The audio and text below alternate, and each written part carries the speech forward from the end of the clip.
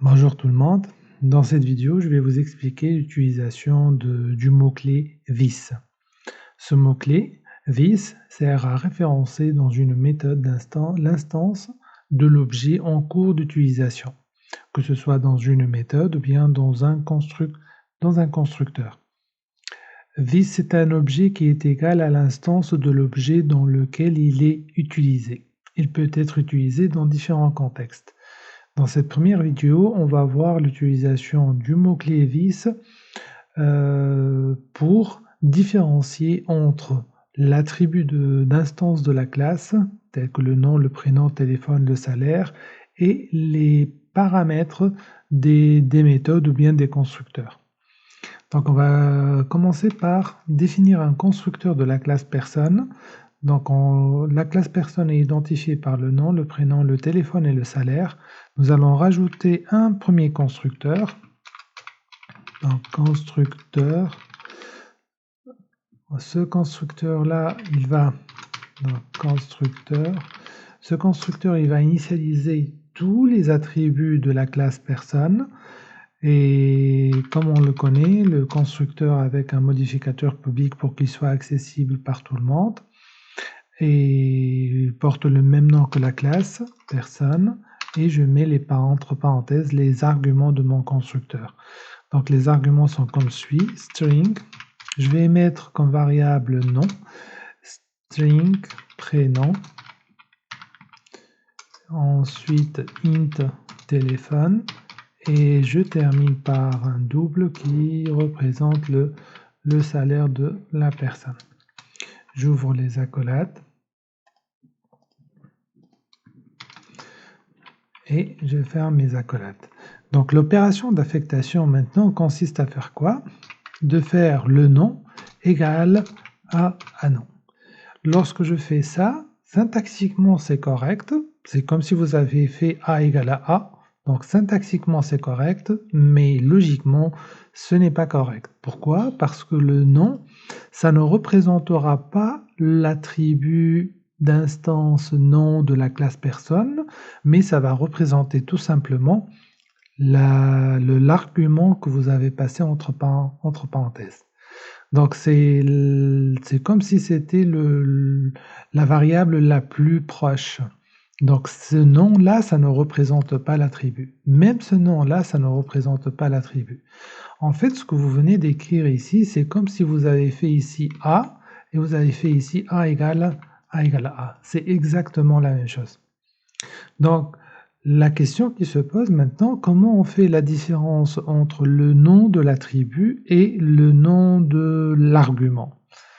Donc, l'utilisation de this, une des utilisations de this, elle permet de, lorsqu'un paramètre d'une méthode ou bien d'un constructeur, lorsqu'un paramètre ou bien argument d'une méthode ou bien d'un constructeur porte le même nom que l'attribut de la classe, dans ce cas, vous êtes dans l'obligation d'utiliser le mot-clé this pour différencier entre l'argument et le nom de l'attribut.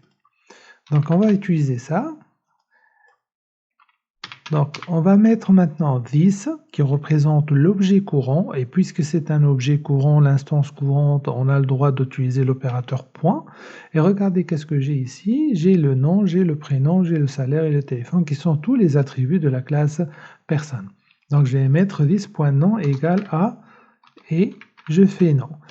Maintenant il n'y a aucune ambiguïté, ce nom ça représente cette variable, et this.nom, ça représente l'attribut de la classe. Donc dans ce cas de figure, je n'ai aucune ambiguïté dans mon code. Et je fais la même chose pour this.prénom égale à prénom. Aussi this.téléphone égale à téléphone. Et je termine par this.salaire égale. Regardez, jusqu'à maintenant, le salaire, il est en gris. Et lorsque je fais l'affectation salaire, c'est-à-dire j'ai utilisé cette variable salaire et elle devient de couleur noire. De cette façon, ce que vous avez fait, c'est que vous avez différencié entre les arguments de la méthode et les arguments du constructeur et les paramètres, les attributs de votre classe. Bien sûr, on peut utiliser la même technique pour les méthodes, puisque le constructeur c'est une méthode particulière, donc c'est faisable aussi d'utiliser l'opérateur this dans une méthode. En règle générale, l'opérateur this est utilisé dans toute la classe et vous pouvez l'utiliser dans toute la classe et il est fortement recommandé de l'utiliser dans toute la classe. Regardez ce que je vais faire maintenant. Je vais définir une méthode qui s'appelle set pour modifier la valeur du nom. Donc la méthode, comme on l'a vu sa signature, ce sont les accesseurs, donc public void set nom, et je donne comme paramètre le nouveau nom que je vais mettre dans l'attribut nom. J'ouvre les accolades et je vais faire comme j'ai fait dans le constructeur tout à l'heure, nom égale à nom. Bien sûr, ici, il y aura toujours le même conflit que tout à l'heure. C'est quoi nom?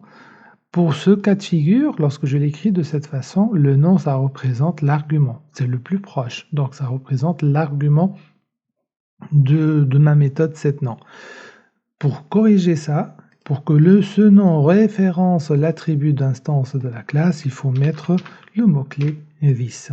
Donc, this.nom, maintenant, ça représente ce nom-là, tandis que le nom tout court, ça représente l'argument de la méthode, exactement comme on l'a fait dans le constructeur. Donc, la même chose aussi, vous pouvez la faire pour n'importe quelle autre méthode.